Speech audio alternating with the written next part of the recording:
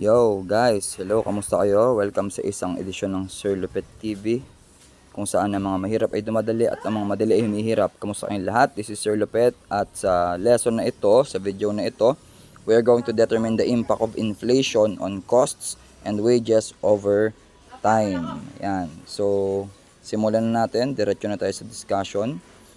So, pansinin niyo yung table guys na meron dito. So, for example, yung isang kilong bigas noong 2016 ay worth 40 pesos. Ngayong 2026, siya ay nasa 65 pesos na. Yung bread dati 25 pesos, ngayon 45 pesos na.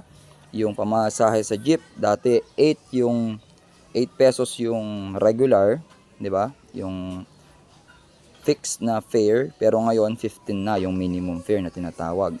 So, ibig sabihin yan guys, nagkakaroon ng pagbabago sa presyo ng mga produkto at serbisyo.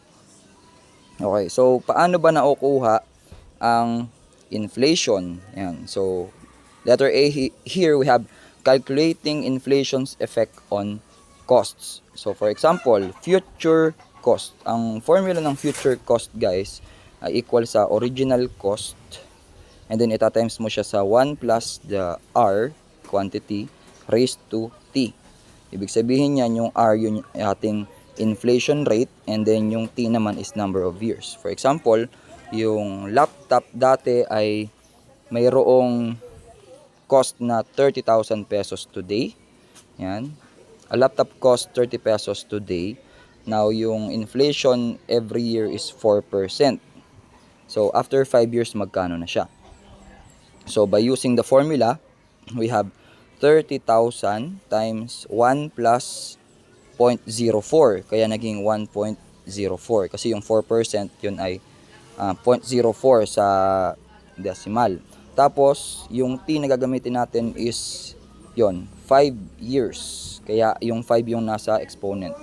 So, 30,000, then kapag tinimes mo yan, ang magiging sagot ay 36,501. So, ibig sabihin, after 5 years, pwede nating ma-project na ang presyo ng laptop ay 36,501 pesos na. Yeah, so, yan yung effect ng inflation sa mga presyo ng produkto. Paano naman sa sahod? So, inflation in wages. For example, meron dito nominal wage. Pag sinabing nominal wage, yun yung actual salary na natanggap. Now, pag sinabi namang real wage o yung real wage, purchasing power of the salary after considering inflation. So, real wage is, yan na yung kung kaya bang makabili nung sahod natin kapag merong inflation, di ba? Kasi minsan, hindi porke tumaas yung sahod mo is mabibili mo na yung mga produkto. For example, noong year 2021, ang monthly wage ay 20,000. Noong 2026, naging 24,000 na.